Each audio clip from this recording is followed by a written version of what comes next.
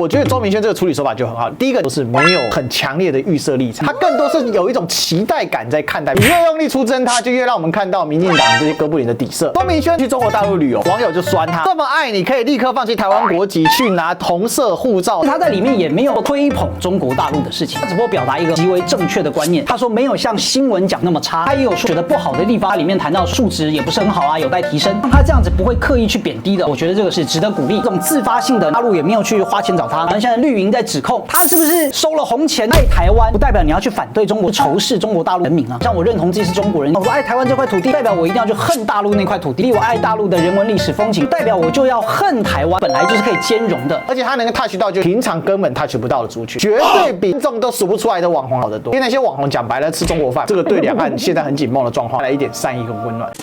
Ladies and gentlemen, welcome the host. 周明轩呢，最近去中国大陆旅游啊，好，那他呢，其实他已经回来了啦，只是他去的时候他是秘密去的。他说一个人去中国大陆哦，这一篇呢已经有84万点阅了。然后他在他的Twitter上面呢就发了一个他的结语，说我不认同我是中国人，我到现在依然认为我是台湾人，但这并不代表我不可以爱上中国这块土地和生活在这块土地上的人。报告完毕。网友就酸他说这么爱你，可以立刻放弃台湾国籍，去拿同色护照搬过去，谢谢你。然后不要代表我们说话，你的影片问题不在你的认同，而是你把集权政府控制人民的手段讲得好像不存在。你凭什么代表台湾人认同中华民族？我台湾人平埔族。到钟明轩的个性哦，一定会呛回去而且呢，他不会屈服，他绝对不会说，哎呦，这个你们来这个勒索我，然后我就马上举手投降，说这我爱台湾啊，这个我反骂中国。没有，他一定是更加坚定自己的意识，然后并且认识到塔利班，就是这种出征的暴力，哥布林。他会被那么高讨论，还有一个原因，我要补充一下，他过去跟蔡英文合作过，因为大家知道蔡英文的有一部分的铁杆是同志。所以这件事情就是会人家觉得，就是为什么支持他的有一些观众，过去是那么挺他的，一部分是因为他有很强的标示识别作用。大家了解到，在小众族群里面，他们的 KOL 的影响力会比大众族群里面的 KOL 更加放大。那所以现在呢，就是跑来讲几句对中国大陆比较友善跟好听的话，那自然他的支持者很多都很不高兴。好，那我觉得呢，非常好，为什么呢？因为这种出征的行径就展现民进党哥布林跟塔利班的丑陋。那他可能有几种可能，第一个就继续来说一下大陆他认为的好的。所以你看，这是所谓他最新的影片。为什么要有最新的影片？因为第一支影片出来之后被绿的骂嘛，所以他才有第二支影片出来，再度澄清说啊，我爱台湾啊，但是呢，就是大陆也不坏。就讲些类似的言论，其实他在里面也没有做到所谓吹捧中国大陆的事情，他只不过表达一个很极为正确的观念，就叫做大陆没有像民进党媒体讲的那么糟，他说没有像新闻讲的素质那么差。丑陋，那必定就会招致他的反弹，那他可能就会更加的干嘛呢？就愿意继续去反思，那为什么大家都要这样继续去骂大陆呢？那他可能有几种可能，第一个就继续来说一下大陆他认为的好的。那其实呢，他也有说他一些觉得不好的地方，比如呢，他里面谈到说，那大陆有一些这个文明素质也不是很好啊，有待提升。但实际上呢，就那当然啦，其实像这80后、90后、00后随地吐痰的行径也是越来越少啊。本来这就是一个长期教育的养成的慢慢的过程，那像他这样子不会刻意去贬低的，我觉得这个实在是值得鼓励。那像他这样是真正有影响意义的，对。而且呢，他是对于绿营讲了有一点点的拨乱反正，其实也没有很多，但光这一点点影响就很大。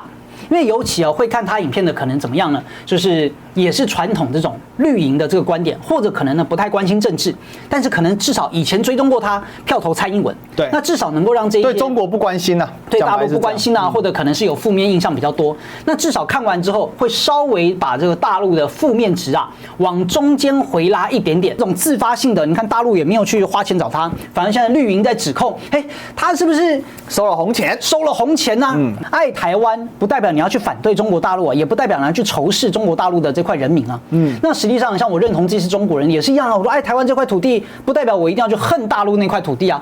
我爱大陆的土地，我爱大陆的人文历史风景跟历史，不代表我就要恨台湾嘛。这本来就是可以兼容的。我以为他是同志圈的那个谁啊，陈怡，就是以敢批评、敢辣言为准。但后来看出一条线，他是蛮做自己的啦。但他这个做自己，倒不是说做自己做到说，因为有些人做自己做到就是林州骂熊多、林北熊多那种，那个我觉得也不好。比如说超派铁拳，我还是惩罚他，或者是像那个谁啊，那个贩毒仔哦，Toys 嘛。那我觉得他还算是，我认为还算是有正向的方向。然后为什么说他迟早会做这个主题呢？因为讲白了嘛，在 YouTube 这个环境日渐劣化的情况之下呢，题材不够猎奇，不够大胆，不够反差。就不会有流量。你看，最近有一个人又在蹭所谓的反华流量，就是那个黄明志。黄明志上一次玻璃心，我觉得处理的是恰到好处哦，虽然确有一些辱华成分，但不多。人家说油而不腻，我觉得那个还在创作的考试讽刺文学的合理范围内。可是他现在这一次最新龙的传人，我觉得本身就非常的低俗。就过去我从他还在读大五的时候，他还在台湾的时候，那时候我好像大一吧。我学长推荐给我，我就认识黄明志这个人。我一直觉得他是很有梗的创作歌手。这个反华流量是，你看那个 VOA 也会找很多那种大 V 啊，就海外的反华大 V 嘛，反这种来做创流量。那可是我就觉得很低俗。那回过头来低俗，真的是很低俗。我觉得那首歌真的很低俗，那一首我觉得非常的低俗。那回过很多首都很低俗，很多对了，他其实但有些真的很有梗嘛，对不对？比如说飙高音就非常有梗嘛，对不对？而且我最喜欢他那一首歌就是那个我被击败了，你是击败人，击败人也不错，但我喜欢他那一首是广东话那首很感动。对，那据说香港人更感动不管了哈。因为黄明志确实创造很多流量，但是我觉得讲白了，黄明志你就回不去了嘛，你就往那条路一路走上去了。就今天中国不是不能批评，你也不是不能辱华，这都是言论自由。但是我觉得你所谓的反要反的有道理，整体来讲你讲的批的有道理，纵使人家不喜欢，但我觉得还尚能接受。那我觉得周明轩这次的事情，或者他也不需要流量，因为他的铁杆粉丝说他不需要流量什么的，没关系。但我们做 YouTube 我们很清楚，流量还是很重要的。我觉得周明轩这个处理手法就很好。第一个，你站稳你的立场嘛。第二个呢，你去把你所见所闻，说真的是比较没有带有这个有色眼镜，其实应该直白说是没有很强烈的预设立场，他更多是有一种期待感在看待。比如说他进到那个高铁的时候，他是那种哇这样子的感觉，而且他能够 touch 到，就像刚刚汉尼所说的，平常根本 touch 不到的族群，绝对比国台办或者是大陆真的有在下钱，中宣部下钱之类的去买的那些没有屁用，在台湾一个观众都数不出来的网红来的好得多，因为那些网红讲白了吃中国饭嘛，然后这个对两岸现在很紧绷的状况带来一点善意跟温暖。你越用力出征它，就越让我们看到民进党这些哥布林的底色。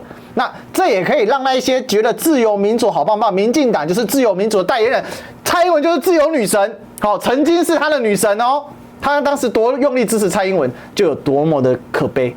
那蔡英文到今天，蔡英文难道不认识他吗？他被出征那么久，被你们民进党旗下的议员、立委批评点名的一大堆，那到现在蔡英文没有帮他讲一句话，不是不用为自己的认同道歉。